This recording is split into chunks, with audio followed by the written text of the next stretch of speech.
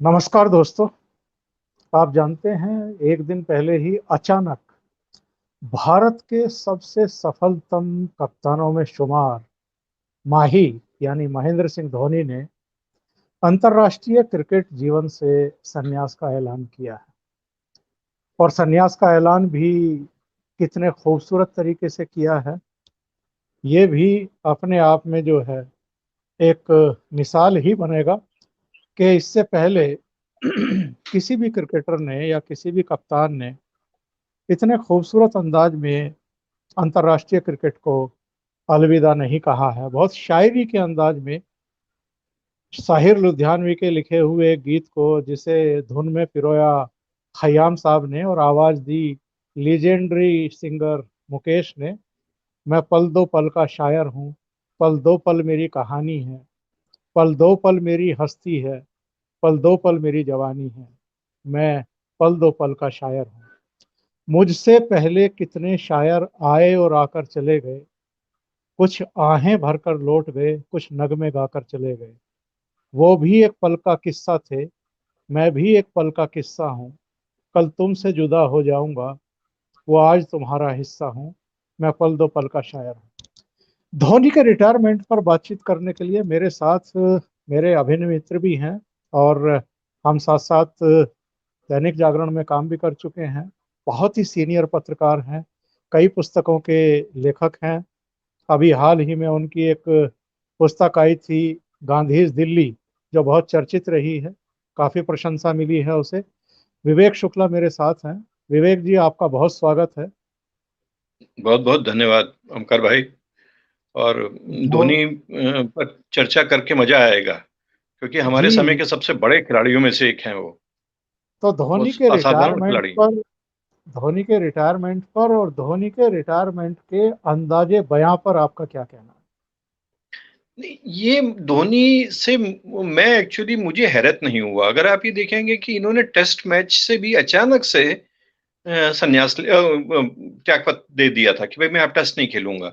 Australia में test हो रहा था और उन्होंने ईमेल किया बोर्ड को कि मैं टेस्ट क्रिकेट को छोड़ रहा हूँ। और उसके बाद आपको याद होगा ऑस्ट्रेलिया सीरीज के बीच में विराट कोहली जो वाइस कैप्टन थे, वो कैप्टन बने। तो ये धोनी का अंदाज है। और इसी तरह से ये भी मैं कहना चाहता हूँ कि पिछले वर्ल्ड कप के बाद जो धोनी को हम उम्मीद कर रहे थे, जो धोनी के प्रशंसक हैं इस देश में लाखों करोड़ों, कि वो धोनी अब क्रिकेट से संन्यास ले लें। क्योंकि देखिए जो भी है, उस टाइम उनके रिफ्लेक्सेस बहुत कमजोर पड़ गए थे। वो धोनी वो नहीं थे जो धोनी जिसको हम जानते थे। और लेकिन वो एक साल चला, क्यों न एक साल रुके, ये मुझे लगता है आने वाले समय में तय होगा। आपको क्या लगता है, क्या इसके पीछे कोई स्पॉन्सर्स के इश्यू होंगे या कुछ और इश्यू होंगे? क्योंकि है? मुझे लगता है यही है, क्योंकि जो भी सेलिब्रिटीज होते हैं, चाहे खेल क्षेत्र से जुड़े हैं चाहे दूसरे क्षेत्रों से जुड़े रहे हैं, उनके पास कुछ कुछ कंपनियों के वो ब्रांड एम्बेसडर होते हैं। कई उनके पास विज्ञापन होते हैं, उसकी एक पूरी सीरीज होती है, पहले से तय होता है कि ये सब सिलसिला कब तक चलेगा। तो अगर पहले से वो संन्यास लेने का ऐलान करते तो मुझे लगता है कि शायद उन कंपनियों को नुकसान होता, धोनी को तो नुकसान होता या नहीं होता। जी तो जी यहाँ भी मैं आगे यही कहूंगा कि धोनी ने शायद उन कंपनियों का ख्याल रखा है जिनके जी। लिए उनके पहले से असाइनमेंट तय थे और जिन्होंने सिग्नेचर वगैरह किए होंगे उनके समझौतों पर। ये बिल्कुल लग रहा है मुझे। एक चीज धोनी की शख्सियत पर मैं कल सोच रहा था कि धोनी वास्तव में एक अखिल भारतीय क्रिकेटर बन के उभरे। मैं इस सेंस में मैं ये कह रहा हूं कि देखिए वो झारखंड से खेल रहे थे, झारखंड से हैं।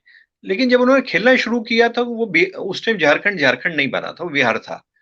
तो एक तो बिहार और झारखंड उससे जुड़ता है। दूसरी बात, वो मूलतः उत्तराखंड के हैं। और वो भी जब उत्तराखंड से जुड़े थे, जब वो खेलना शुरू किया था, उत्तराखंड उस तरह से बना नहीं था। तो उत्तर प्रदेश, उत्तराखंड, झारखंड, बिहार, और फिर वो चेन्नई की टीम से खेले आईपीएल में और बार बार उसको जितवाया।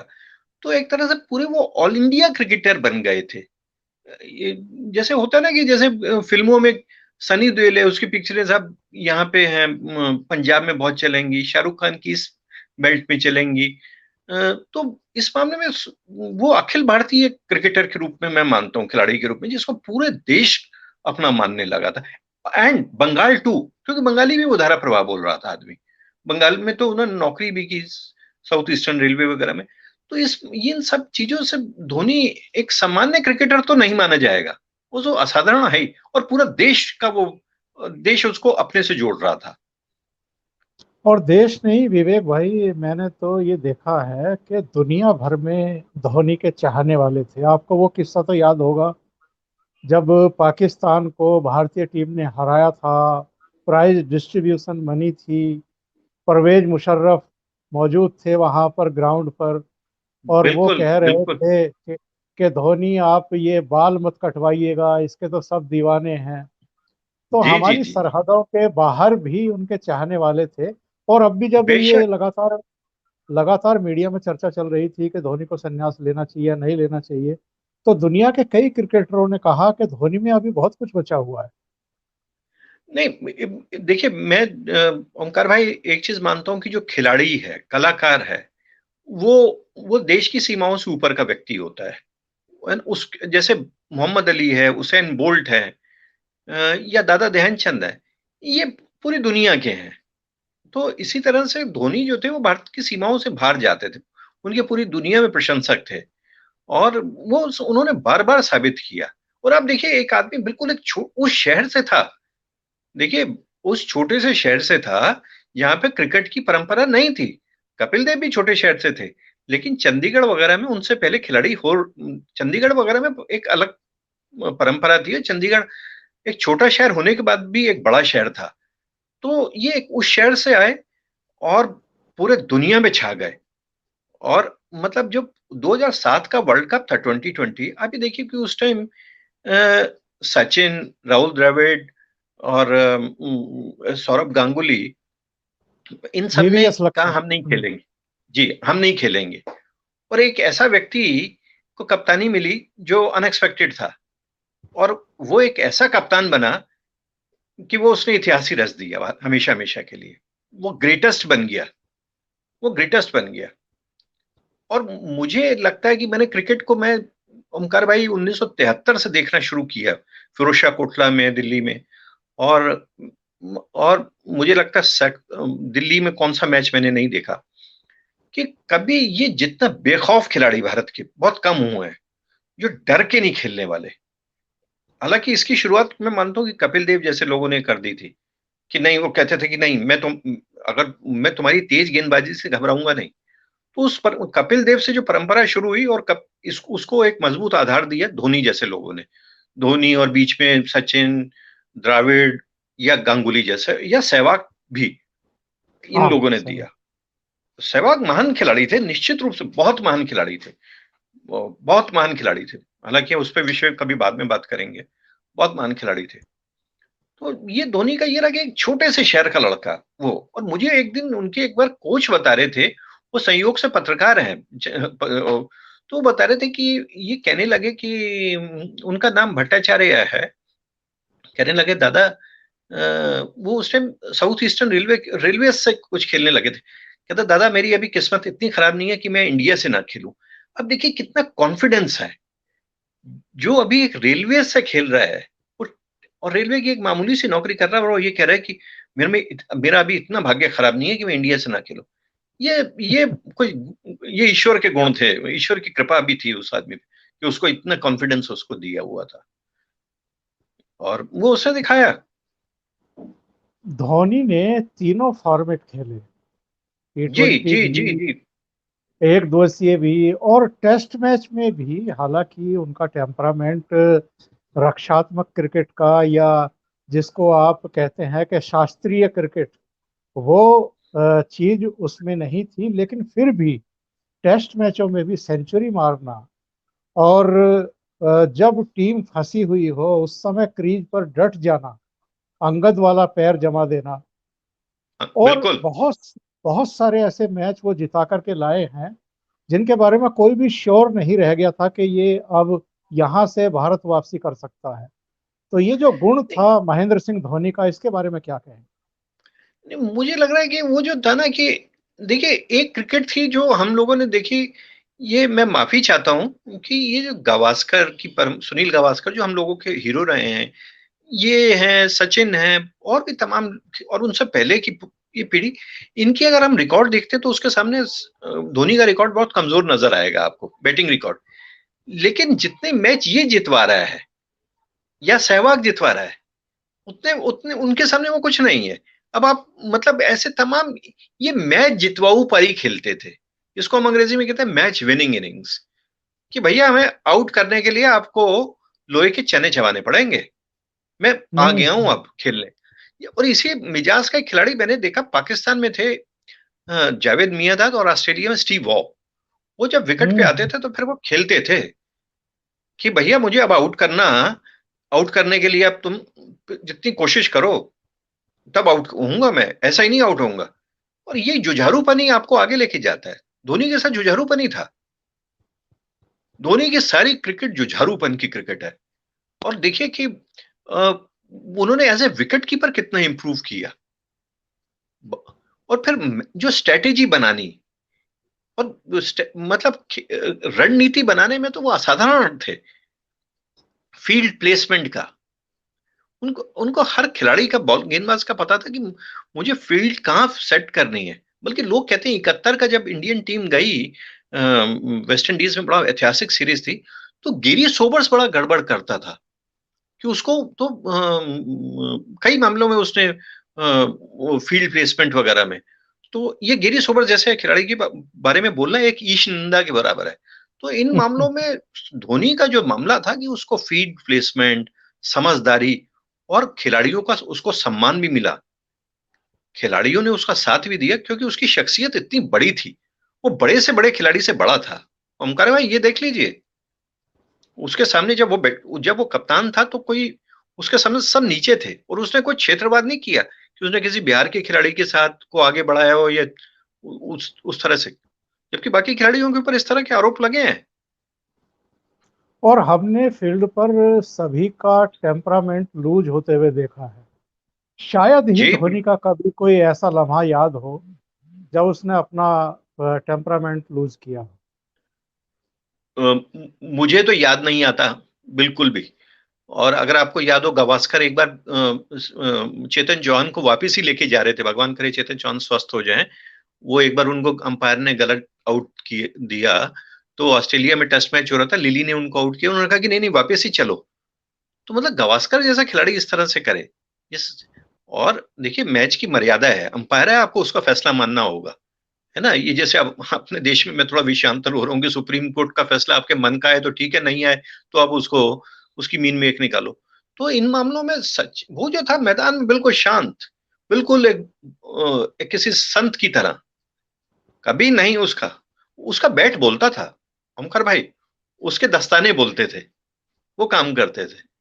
और और व्यक्तिगत जीवन में भी मुझे याद है, मैं एक हमारे मित्र हैं एनडीटीवी में, तो उनकी किताब का एक विमोचन हो रहा था, तो उसमें उनके पिताजी भी आए हुए थे, तो हमारे मित्र के, तो पूरी टीम के साथ, टीम को छोड़ के वो उसके पिताजी से मिला मित्र के, और उनके चरण स्पर्श किए। तो मुझे लगा एक जिस तरह का संस्कारी भी बड़ी है ना, बात। इतना बड़ा खिलाड़ी संस्कारी भी है। तो ये सारी चीजें मुझे तो लगता है कि वो एक रोल मॉडल है भारत की यूथ के लिए भी, यूथ एंड ऑल, वो सबके लिए वो एक रोल मॉडल है। वो सबके लिए रोल मॉडल है, उस उनके, उन्नीस और उन्नीस सौ बिल्कुल रोल तिरासी मॉडल है। 1983 में कपिल देव ने जो करिश्मा किया था, उनकी टीम ने जो करिश्मा किया था, उसके बाद से भारत में क्रिकेट को कह सकते हैं आपके जन जन का गेम हो गया। और जी जी उसके बाद फिर 2003 में जब सौरव गांगुली के नेतृत्व में टीम सेमीफाइनल तक पहुंची वर्ल्ड कप के, और जी विदेशों में भी टीम ने जीतना शुरू किया, तो आक्रामकता पहले कपिल ने दिखाई, फिर सौरव गांगुली ने दिखाई। लेकिन इसको अगर बुलंदियों पर कोई लेकर के गया तो वो शायद महेंद्र सिंह धोनी थे। निश्चित रूप से। देखिए इसका क्रेडिट तो, देखिए मैं मानता हूं कि भारत की क्रिकेट का सबसे जो डिफाइनिंग मूवमेंट वो था जब 83 के वर्ल्ड कप में मदन लाल की गेंद पे मिड विकेट ने कपिल देव ने कैच पकड़ा था। उस दिन भारत की क्रिकेट का चेहरा बदल गया था। एक एक लाजवाब कैच पकड़ा और भारत को जीता। उसके बाद भारत को लगा कि नहीं अब हम जीत सकते हैं। फिर सचिन सौरभ ने भी भारतीय क्रिकेट के लिए एक हमेशा एक ईमानदारी से सेवा की और बुलंदियों पे लेके जाने का श्रेय तो इसको। लगभग 10 साल भारत का कप्तान 10-10 साल रहा है ना, और कोई मजाक है क्या। और इस दौरान दर्जनों टेस्ट और मुझे लगता है कम से कम 250 वनडे 2020 में तो इसने कप्तान रहे। वो तो खेले तो ज्यादा। तो ये तो मतलब इतने लंबे समय तक क्यों वो रहेगा। वो तो इसके अलावा अच्छा ये देखिए ओमकार भाई, जब तक ये कप्तान रहे तब तक कोई दूसरे के नाम की भी चर्चा नहीं हुई। दूसरे के नाम की भी चर्चा नहीं हुई। और ये वो खिलाड़ी था जिसके अपना राज्य कुछ था ही नहीं, जिसकी झारखंड की कोई टीम नहीं थी, कुछ नहीं था। और इसने देखिए सचिन के लिए इस तरह के आरोप लगते हैं कि जब वो कप्तान थे तो उन्होंने बहुत बंबई के खिलाड़ियों को टीम में चांस दिया। समीर दीघे, कुरविला जैसे खिलाड़ियों को दिया। इसके ऊपर कोई ऐसा आरोप नहीं लगा। इसके ऊपर बेदाग रहा कि टीम भारत की टीम होगी तो वो श्रेष्ठतम खिलाड़ियों की टीम होगी। और और इसीलिए चाहे मुझे लगता है जैसे अभी जी हम चर्चा कर रहे थे शुरू करने से पहले, आपने भी जिक्र किया कि कितनी सादगी से इन्होंने अपनी शादी की थी और वो सार्वजनिक जी जीवन में भी किस तरह के श्रेष्ठ उदाहरण पेश किए हैं। तो ये बिल्कुल। भी बहुत कम देखने को मिलता है कि आप इतनी बुलंदियों पर चले जाएं और उसके बाद भी जमीन से जुड़े रहें। देखिए मेरे मन में उस दिन उसके लिए वो श्रद्धा का भाव आया था और मैंने आपको एक लेख भी भेजा था और आपने उसको बहुत बड़े बढ़िया ढंग से छापा भी था। और कि मुझे लगा कि ये आदमी खेल के मैदान और खेल के मैदान से बाहर ये अलग तरीके का व्यक्ति है।